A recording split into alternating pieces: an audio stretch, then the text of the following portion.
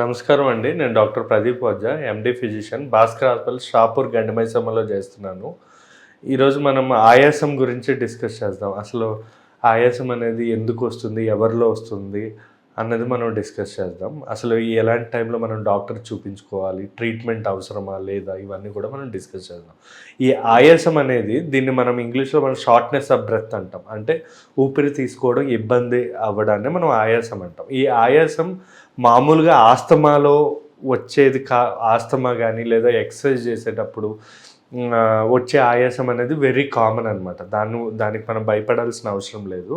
కానీ ఎటువంటి ఆయాసం అనేది డేంజర్ అన్నది మనం తెలుసుకోవాలి.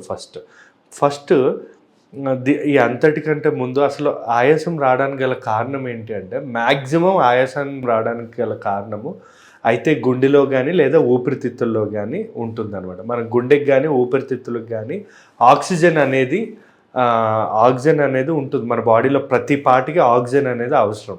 సో మనకి మనం ఊపిరి ఇలా ఏదైతే ఊపిరి తీసుకుంటామో అది లంగ్స్లోకి వెళ్ళి అది ఆ ఆక్సిజనేటెడ్ బ్లడ్ అనేది హార్ట్కి పంప్ చేస్తుంది. ఆ హార్ట్ అనేది మన బాడీ అంతా ఆక్సిజనేటెడ్ బ్లడ్ అనేది పంపిస్తుంది. ఈ ఆక్సిజన్ అనేది తగ్గడం వల్ల మనకి ఆయాసం అనేది వస్తుంది అనమాట. సో ఈ ఆయాసంకి మెయిన్గా కారణాలు ఏంటి అంటే, చాలామందికి మోస్ట్ కామన్ అయితే ఆందోళన, అంటే ఏదైనా భయం కానీ టెన్షన్ వల్ల కానీ వాళ్ళు ఆయాసపడి కొంతమంది కళ్ళు తిరిగి పడిపోవడం కూడా జరుగుతుంది. ఇది వెరీ మోస్ట్ కామన్. ఇవి కాకుండా వేరే heart related problems like heart attack కానీ హార్ట్లో ఏమైనా ఇబ్బందులు ఉండడం వల్ల ఇది చాలా డేంజరస్. ఇది ఖచ్చితంగా మనం సెల్ఫ్ ట్రీట్మెంట్ అస్సలు తీసుకోకూడదు. డాక్టర్ దగ్గరికి వెళ్ళి చూపించుకోవాలంటే ఛాతీలో నొప్పి కానీ హార్ట్ ప్రాబ్లం ఏదైనా రిలేటెడ్ ఉంటే. కొన్ని సందర్భాల్లో ఎలర్జీస్ వల్ల కూడా ఆయాసం వస్తుంది. అంటే మనం తిన్న ఆ ఫుడ్ మనకి పడకపోవడం వల్ల ఆయాసం వచ్చే అవకాశాలు ఉంటాయి. ఇంకా ఈ మధ్య లేడీస్లో ఎక్కువగా కామన్ ఏంటంటే ఎనీమియా, అంటే రక్తహీనత, బ్లడ్ అనేది తక్కువ ఉండడం వల్ల కూడా మనకి ఆయాసం అనేది వచ్చే అవకాశాలు ఉంటుంది. ఎందుకంటే హీమోగ్లోబిన్, ఈ రక్తం ఏదైతే ఉంటుందో దానిలో ఆక్సిజన్ ఉంటుంది. ఆక్సిజనేటెడ్ బ్లడ్ ఏదైతే ఉంటుందో దానిలో ఆక్సిజన్ తగ్గడం వల్ల మన బాడీకి ఆక్సిజన్ సప్లై లేకపోవడం వల్ల కూడా మనకు ఆయాసం అనేది వచ్చే అవకాశాలు ఉంటాయి.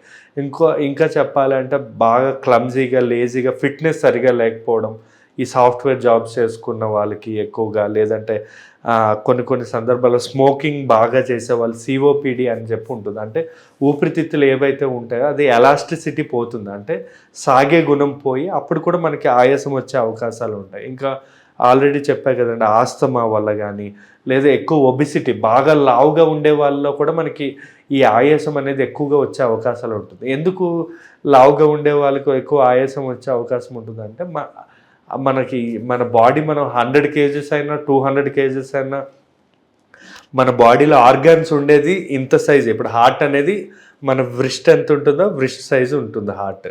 సో అంత చిన్న హార్ట్ 200 kgల బాడీని కంట్రోల్ చేయాలంటే కష్టం. కాబట్టి అంత ఆక్సిజన్ సప్లై చేయలేదు కాబట్టి మనకి ఇలా వచ్చే అవకాశాలు ఉంటాయి. సో ఫిట్నెస్ చాలా ఇంపార్టెంట్ అనమాట దీనికి. ఇంకా కొన్ని సమయాల్లో ప్రాణాయామం అని కొన్ని ఊపిరితిత్తుల ఎక్సర్సైజ్ ఉంటాయి అన్నమాట. ఆ ఎక్సర్సైజ్ చేయడం వల్ల కూడా మనకి లంగ్స్ అనేవి గట్టిపడి మనకి ఆక్సిజన్ తీసుకునే కెపాసిటీ అనేది మనకి పెరుగుతుంది అన్నమాట.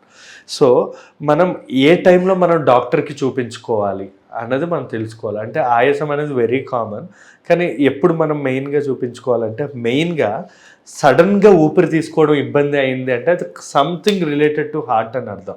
ఖచ్చితంగా మనం డాక్టర్ దగ్గరికి వెళ్ళి ఈసీజీ కానీ ఏమైనా తీయించుకోవాలి. ఇంకొకటి, ఆయాసంతో పాటు తల తిరగడం, ఏమైనా బ్రెయిన్ స్ట్రోక్ లాంటివి ఏమైనా అలాంటివి ఉన్నా కూడా మీకు ఇలాంటివి అయ్యే అవకాశాలు ఉంటాయి.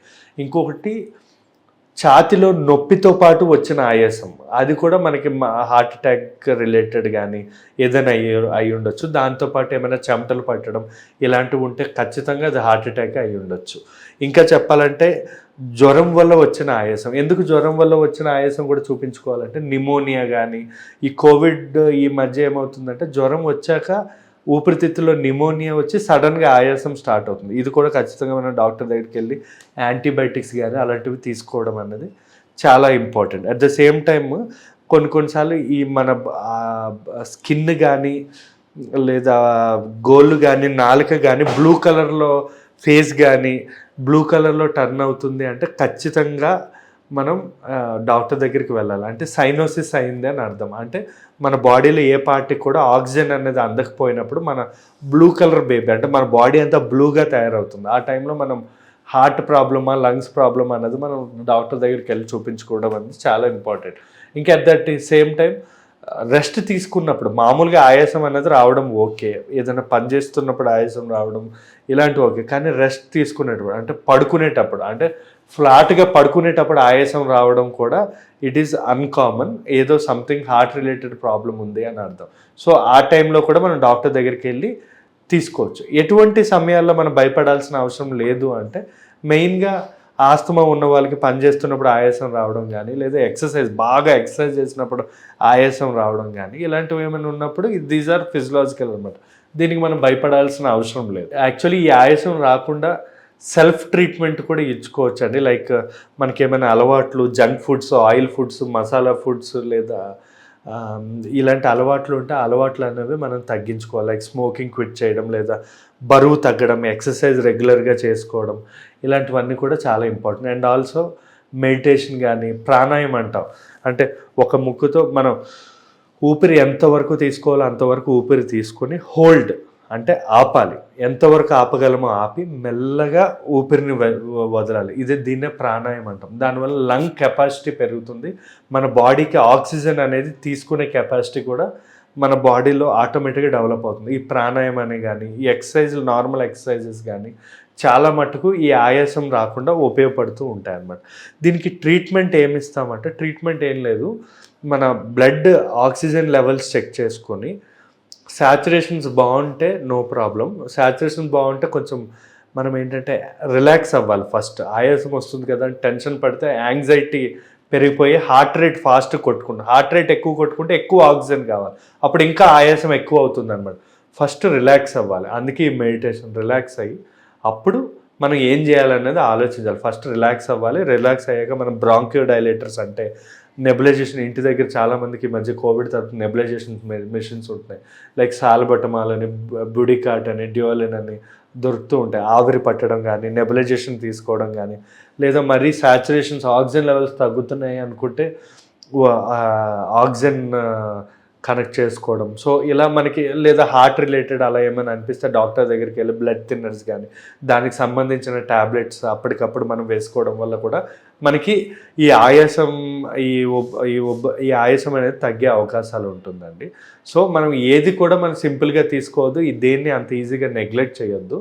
ఎందుకంటే ఆస్తమా వేరు, ఆయాసం వేరు. ఎందుకంటే ఆయాసం అనేది చాలా, దీన్ని ఇంగ్లీష్లో డిస్ప్నియా అంటాం. ఎందుకు దీన్ని ఏంటంటే just something heart related, lung related అయితే మాత్రం చాలా ప్రాబ్లం అవుతుంది. కాబట్టి as soon as possible doctor చూపించుకోవడం అనేది మంచిదండి. Thank you.